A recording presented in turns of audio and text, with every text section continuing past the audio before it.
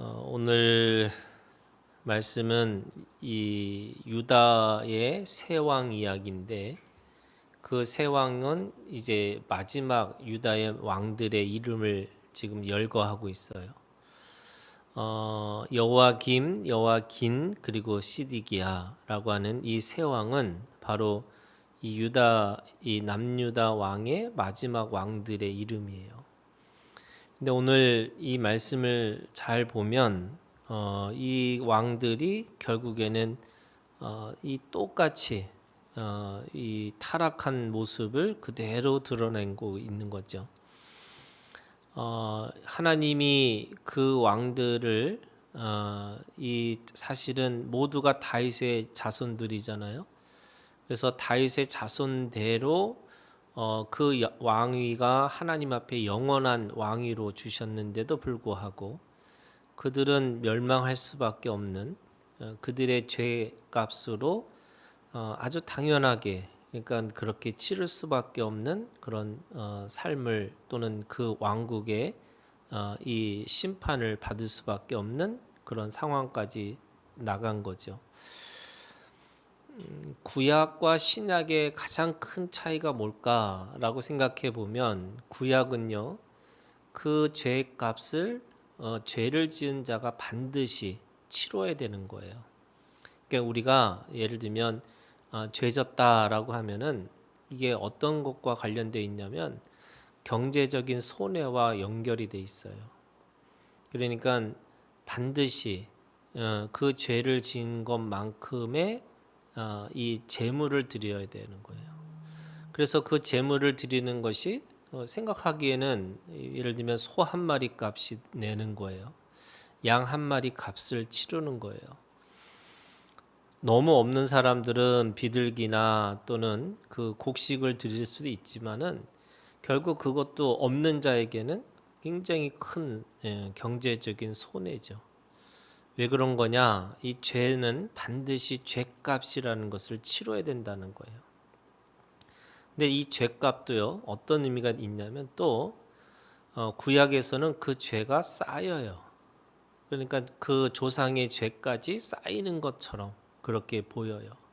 그래서 오늘 이 세 왕의 이 결과적으로 자업자득이긴 하지만 결국 이 조상 므낫세의 죄로 인해서 결국에는 그들이 그렇게 하나님 앞에 심판의 자리에 갈 수밖에 없었다라고 이야기를 하고 있는 거죠. 그 말씀이 이 죄가 쌓여서 불순종의 역사가 돼가지고 결국에는 그 이 남유다도 사람들 앞에서 사라지는 이 왕국이 사라지는 그 죄값을 치르고 있다라고 말씀하고 있는 겁니다.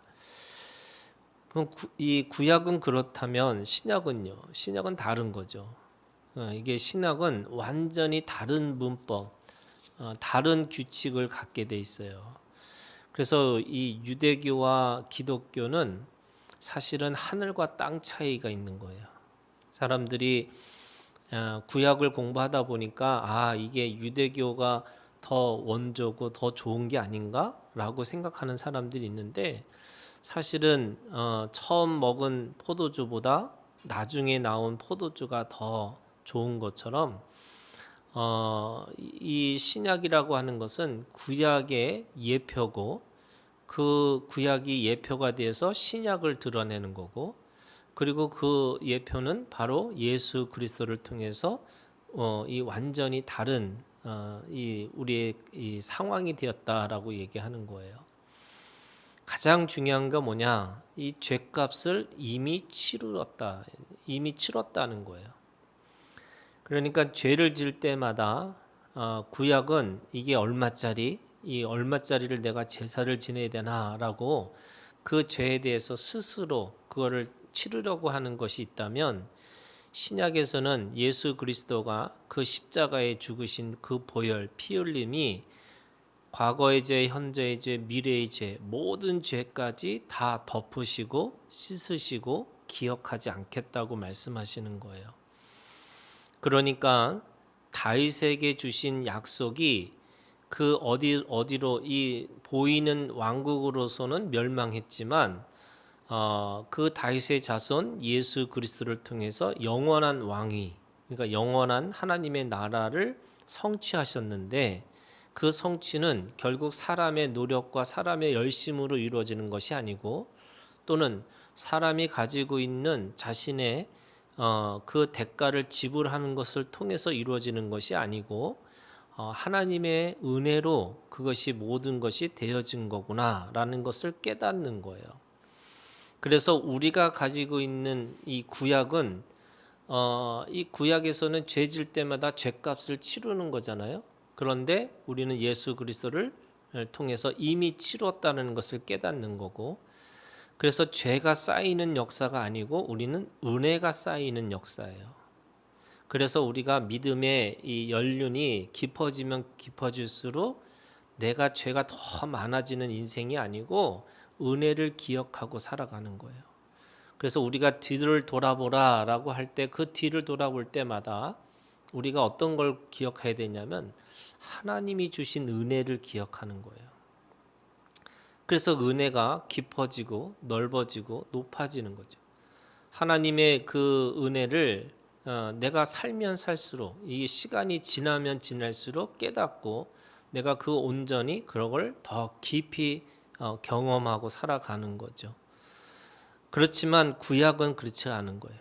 근데 왜 그러면 구약을 왜 이렇게 주셨느냐? 바로 구약을 읽을 때마다 예수를 기억하라는 거예요. 이 참담한 역사, 어떻게 보면은 이 나라가 멸망하고, 이게 이 우리도 나라가 멸망하는 그런 경험을 한 것처럼 이스라엘 사람들한테도 이 말씀을 읽을 때마다 하나님이 주신 이 나라가 어떻게 이렇게 멸망할 수가 있을까? 오늘 여호야김이라고 하는 이 첫 번째 이 말씀 속에 나오는 왕은 이 늘 고민하는 거예요. 애굽에 붙을까 바벨론에 붙을까. 근데 바벨론은 신흥 제국이에요. 애굽은 오랫동안 제국의 자리를 차지했던 사람들이에요. 그러니까 여호야김은 생각하기에 내가 어디에 붙어서 살 수 있느냐? 바로 애굽에 붙어서 살아야 된다라고 생각을 하는 거죠. 그리고 그 당시에 정치적인 상황 속에서는 바벨론이 곧 멸망할 것처럼 보인 거예요. 그런데 오늘 말씀에 보면 결국에는 이 갈대의 부대와 아람의 부대와 모압의 부대와 암몬 자손의 부대를 통해서 여호야김이 결국에는 하나님 앞에 그렇게 심판의 자리에 들어갈 수밖에 없었다, 이렇게 얘기하는 거죠. 그러면서 3절에 이렇게 얘기합니다. 이 일이 유다의 이맘은, 이렇게 돼 있어요. 그 이맘이, 사람들은 정치적인 선택이 잘못됐다라고 이야기할 수 있는 거죠. 또는 그들이 그것을 통해서 어떻게 잘못 선택하고 잘못 분별해서 그렇게 됐다라고 생각했는데, 성경은 뭐라고 얘기하냐면 그렇게 할 수밖에 없는 그 이유는 곧 여호와의 말씀대로 그들을 자기 앞에서 물리치고자 하심이니, 이는 므낫세에 지은 모든 죄 때문이다. 결국 그들이 가지고 있는 이 심판의 자리에 들어가는 이유가 뭐냐? 이 므낫세의 죄 때문에 그렇다는 거예요. 이 므낫세의 죄가요, 성경에 보면은 5가지 죄가 있어요. 첫 번째는 성전을 만드는 게 아니고 신당을 만들고 살아가는 거예요. 이 성전은 자기 죄를 씻는 자리잖아요. 그런데 신당은 뭐냐? 자기의 죄를 쌓는 곳이에요. 성전은 하나님, 내 마음을 비워서 하나님의 마음으로 채우는 곳이 성전이에요. 근데 신당은 뭐냐면 이 신의 능력을 가지고 내 욕심을 채우는 자리가 신당이에요. 여러분, 달라요. 그러니까 완벽하게 다른 거죠. 왜 우상이라고 하는 것이 왜 문제가 되느냐? 우상이라는 것은 신의 이름을 들어서 자신의 욕망, 자신의 욕구를 채우려고 하는 것이 바로 신당과 같은 거예요. 거기에다가 우상을 만들어요. 왜 우상을 만드느냐? 이 보기에 좋은 건 거죠. 그러니까 사람들은 말씀을 보고 또 그 말씀을 따라 살아가는 것이 아니라 뭔가 특별하고 너무나 확실한 증거를 요구하는데, 그러다 보니까 사람들이 우상을 만들기 시작하는 거죠. 결국 그 우상도 뭐냐? 자기의 만족이에요. 그러니까 자신의 욕망과 자신의 만족을 위해서 우상을 만들어요. 그리고 나서 마지막 끝이 뭐냐면 인신 제사를 드려요. 자신이 얼마나 거룩한 존재인지, 내가 얼마나 신을 위해서 희생하고 살아가는 것인지를 보여주기 위해서 인신 제사 드리는 거예요. 여러분, 이 종교 생활이라는 거, 저는 종교 생활과 신앙 생활이 다르다고 생각하는데, 종교 생활을 하면 할수록요, 어디까지 가냐면 엄청 하나님을 위해서 뭔가 자기가 희생하고 헌신했다고 생각하는 거예요. 그게 뭐냐면 인신 제사를 드리고자 하는 마음이에요. 그래서 종교의 끝이 뭐냐면 이 자기 희생이에요. 자기 희생. 그러면 우리가 믿는 십자가 가는 그것도 자기 희생 아닙니까? 그거는 하나님이 주신 마음으로 하는 건데요. 이게 자기의 욕심으로 자기의 만족을 위해서 사람들에게 보여주기 위해서 하는 자기 희생이 있어요. 그래서 종교성이라는 게 뭐냐면, 여러분, 종교성이 얼마나 무섭냐면 전쟁을 일으키잖아요. 지금도 IS라고 하는 이 이슬람 사람들이 알라의 이름을 가지고 싸워요. 뭐 그것뿐만 아니라 기독교 역사를 보면 30년 전쟁이 있었어요. 예. 또 이 십자군 전쟁들이 있어요. 다 그게 뭐냐? 다 신의 이름을 가지고 뭔가 자신의 열심과 자신의 노력을 가지고 해야 된다고 생각하는 거예요. 그게 끝이 뭐냐? 인신 제사예요. 누군가를 자기가 사랑하는 그 가장 소중한 것을 자신은 신에게 바쳐서 내가 얼마나 거룩하고 얼마나 깨끗한지를 보여주려고 하는 거죠. 그러다 보니까 박수와 신접한 자들을 우대해요. 그 박수와 신접한 자라는 게 뭐냐면 결국에는 그 안에서 자신의 욕망을 채우기 위해서 방법적으로 말해주는 사람들이에요. 어떻게 하라고, 뭐를 하라고, 그렇게 하면 성공할 수 있다. 그러다 보니까 어디까지 가냐면 마지막 5번째가 뭐냐면 예루살렘의 선지자들을 죽이는 거예요. 그러니까 오늘 이 3절에 이렇게 얘기합니다. 그 므낫세에 지은 모든 죄 때문이며 또 그가 무죄한 자의 피를 흘려 그의 피가 예루살렘에 가득하게 하였습니다. 이 므낫세의 죄가 너무 쌓이고 쌓이니까 하나님이 결국 보이는 이 남유다, 그러니까 보이는 이 다윗의 자손들을 심판할 수밖에 없었던 거죠. 그래서 심판하신 거예요. 그 므낫세의 죄 때문에. 그러니까 정치적인 선택 또는 뭐 경제적인 이유, 이것 때문에 그들이 멸망한 것이 아니고 성경은 그들의 죄가 있다. 근데 사실은 그 죄라는 게 뭐냐면 기준 없이, 말씀 없이 그때마다 선택하고 살아가는 거죠. 내가 어떤 것에 유리할까? 내가 어떤 것을 해야지 어떻게 이익을 얻을 수 있을까? 두 번째 왕 여호와긴이라고 하는 이 두 번째 왕은 여호와께서 보시기에 악을 행했더라 이렇게 얘기합니다. 그랬더니 하나님이 13절에 이렇게 해요. 그가 여호와의 성전의 모든 보물과 왕궁 보물을 집어내고 또 이스라엘 왕 솔로몬이 만든 곳 여호와의 성전의 금그릇을 다 파괴했으니. 그러니까 그 바벨론 왕이 쳐들어와 가지고 그 모든 것들을 다 뺏어갔다라는 거예요. 그리고 나서 14절에 그 모든 사람들이 어떻게 했냐면 이 지금 모든 지도자, 모든 용사, 모든 장인, 대장장이를 사로잡아갔다 이렇게 얘기합니다. 성전의 모든 것들을 파괴하고 그 보물을 집어가고 사람들을 사로잡아 갔어요. 그러니까 14절 끝에 보면 비천한 자 외에는 그 땅에 남은 자가 없었더라. 여러분, 그 땅이 어느 땅이에요? 하나님이 주신 땅, 가나안 땅이에요. 하나님의 영광과 하나님의 임재가 임하시는 예루살렘의 땅이에요. 그런데 그곳에 비천한 자밖에 없었더라. 왜요? 결국 그것이 죄의 결과였죠.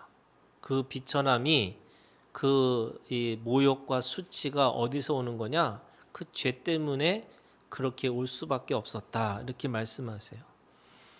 16절에는 그렇게 용사 7,000명, 장인과 대장장이 1,000명, 용감하여 싸움을 할 만한 모든 자들을 바벨론 왕이 바벨론으로 사로잡아 갔다. 결국에는 나그네로 와서 정착인이 됐는데 또다시 그 죄 때문에 유리하는 자, 이 나그네로 갈 수밖에 없었다라고 이야기를 하고 있는 겁니다. 그리고 세 번째 왕이죠. 17절에 바벨론 왕이 또 여호야긴의 숙부 마따니아를 대신하여 왕으로 삼고 그의 이름을 고쳐 시드기야라 하였더라. 이 시드기야라는 말의 의미가 의의 왕이란 뜻이에요. 근데 말은 의의 왕이죠. 그런데 그 왕도 똑같이 뭘 해요? 여호와의 보시기에 악을 행했더라. 19절에 이렇게 합니다. 여호와 보시기에 악을 행하는지라. 여호와께서 예루살렘과 유다를 진노하심이 그들을 그 앞에서 쫓아내실 때까지 이르렀더라. 뱉어버리는 거죠. 그러니까 하나님이 도저히 그들을 삼키고 그들을 소화시킬 수가 없으니까 그거를 그냥 뱉어버리는 거예요. 그 가나안 땅에서 내쫓은 거죠. 그들의 죄의 결과입니다. 그래서 오늘 말씀의 제목이 뭐냐면 진노하심이에요. 여러분, 하나님의 진노하심이라는 게 있어요. 그 진노하심을 통해서 하나님의 뭐예요? 심판이 있다는 거예요. 어떻게 해요? 빼앗겨서 하나님이 그 땅에서 쫓아내신다는 거예요. 그게 하나님의 진노하심의 결과예요. 그런데 여러분, 우리가 만약에 이렇게 끝났으면 오늘 이 24장으로 또는 25장 이 남유다가 멸망하는 것으로 그 역사는 끝나야 되는 거잖아요. 그런데 사실은 저는 이런 거예요. 하나님의 진노 속에 뭐가 있냐? 하나님의 심판 가운데 뭐가 있느냐면 여러분, 그 안에 은혜가 있어요.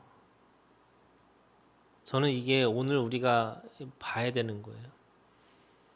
우리가 가장 밑바닥에 있는 그 시간 속에 뭐가 있냐면요, 사실은 은혜라고 하는 보물이 있는 거예요. 그거를 깨달아야 되는 거예요. 어떤 부분이에요? 결론적으로 얘기하면 그 안에 예수 그리스도가 있는 거예요. 여러분, 아무런 희망이 없는 것 속에서 사실은 예수 그리스도의 소망이 있는 거예요. 그게 로마서에 있는 말씀이에요. 우리에게 소망이라는 게 뭐냐? 아무것도 없는 것이 소망이라는 거예요. 아니, 뭔가 근거가 있고 그럴 수 있을 거라고 생각하는 게 우리가 생각하는 이 희망이잖아요. 내가 뭔가 조금 뭐 하면은 될 수 있을 것 같아, 이런 거잖아요. 그런데 그거는 사람이 만든 희망이고요. 하나님이 주신 소망이라는 것은 결국 아무것도 없는 절망 가운데 있어야지만, 아니, 모든 것을 다 빼앗기고 나서야지만 하나님을 깨닫는 거예요. 저는 이게 오늘 우리에게 주신 하나님의 진노하심 속에 숨겨진 은혜의 보물이라는 거예요. 그 은혜의 보물이라는 게 뭐냐? 하나님은 오늘 말씀에 보면 이렇게 얘기하고 있어요. 여러분, 2절에 이렇게 얘기해요. 2절에 여호와께서 그의 종 선지자들을 통하여 하신 말씀과 같이, 그 다음에 13절에 이렇게 얘기가 있어요. 13절 맨 끝에 보면 여호와의 말씀과 같이 되었더라. 자, 이게 무슨 말이에요, 여러분? 하나님은 진노를 어느 순간에 마지막에 그냥 참아서 하신 것이 아니라 계속 경고 주셨다는 거예요. 말씀대로 됐다는 거예요. 무슨 말이냐면 너 그러면 안 된다고. 너 그러면 안 된다고. 하나님은 가만히 참고 있다가 혼자서 폭발하시는 분이 아니고 계속 그 민족이 돌아올 수 있도록 계속 어떻게 해요? 선지자도 보내셨어요. 또 말씀도 숨겨진 말씀도 드러내셔서 그 말씀 그 두루마리 율법의 두루마리를 발견케 하셨어요. 그래서 그걸 통해서 뭐 하세요? 경고하시는 거예요. 여러분 요나가 그 큰 물고기 속에 그 암흑이라고 그러거든요. 그 음부에 들어가는 게 어느 날 갑자기 들어간 게 아니고요. 처음에는 바람이라고 하는 폭풍이라고 하는 그 사건을 주세요.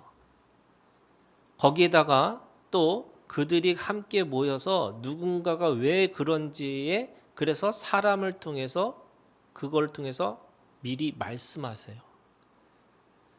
왜 이런 일이 벌어졌을까라고 생각하는 거를 요나에게 계속 말씀하세요. 근데 어디까지 깨닫지 못해요? 큰 물고기라고 하는 음부 속에 들어가야지 깨달은 거예요.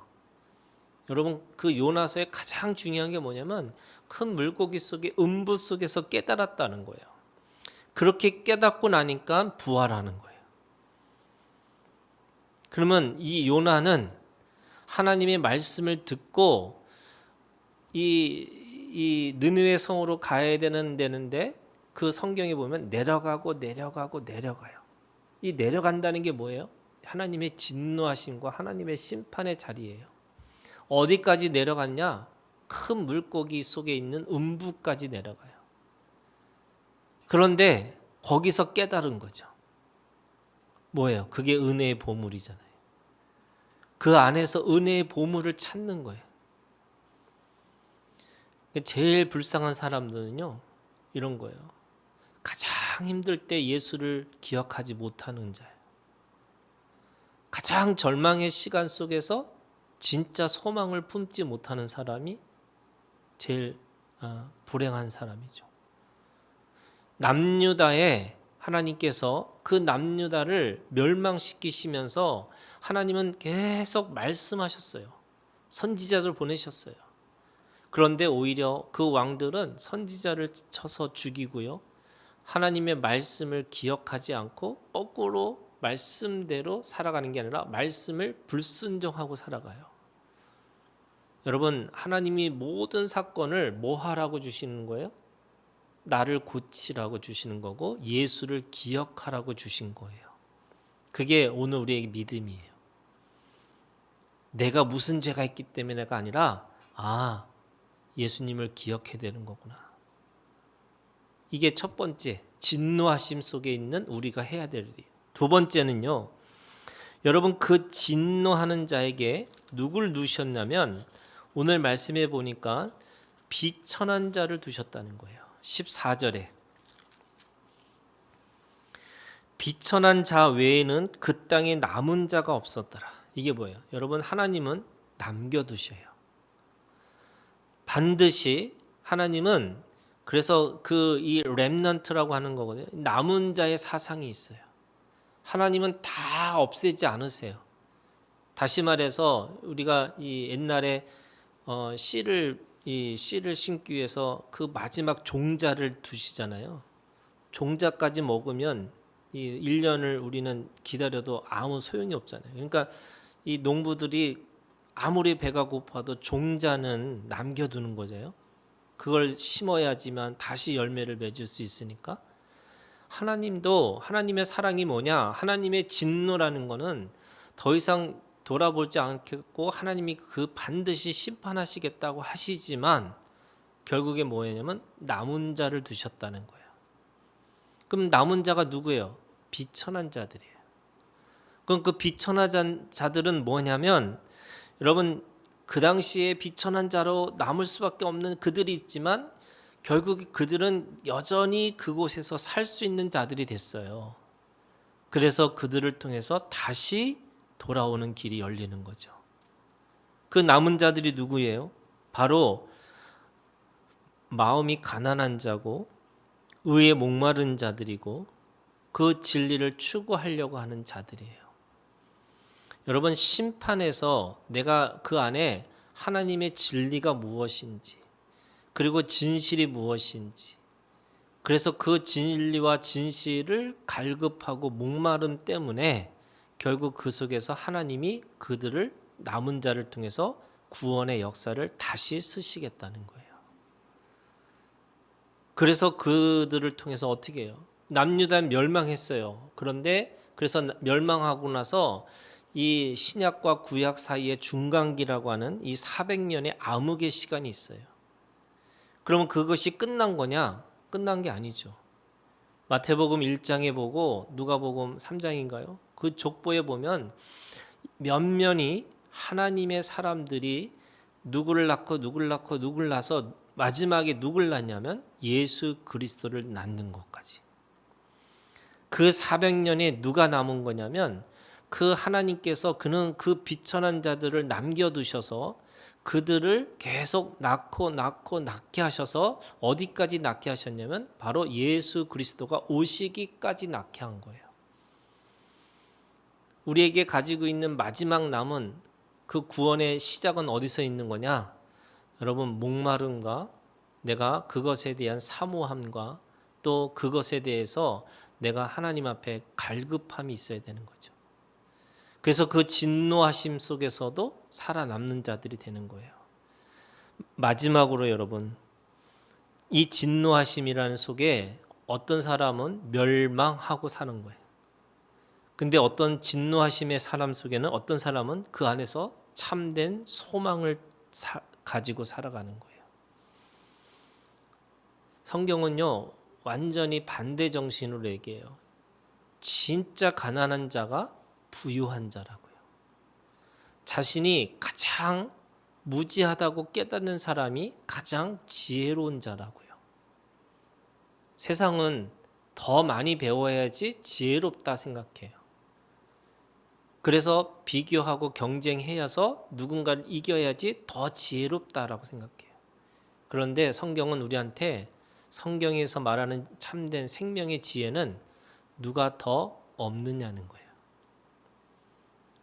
여러분, 하나님은 우리에게 그 멸망의 자리를 주셨지만 그 안에서 참된 소망을 품고 그래서 세상이 더 이상 우리에게 소망이 되지 않는 것을 말하면서 하나님이 주신 참된 소망, 하늘의 소망을 품고 살아갈 수 있다는 거예요. 그게 여러분 나그네의 신앙이에요.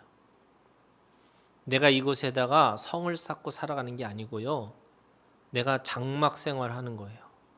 그래서 주님이 부르시면 장막을 치고 이제 뛰고 이제는 영원한 하나님의 집에 거기에 거룩한 성에 우리가 들어가는 거죠.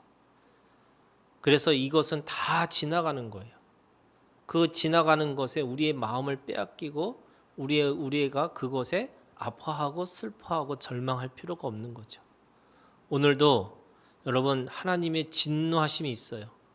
이 안에 하나님의 사랑이 있음을, 하나님의 은혜가 있음을 기억하시고 오늘도 믿음으로 우리에게 참된 소망을 품고 살아가는 우리 하나교회 모든 지체들이 되기를 주님의 이름으로 축원합니다.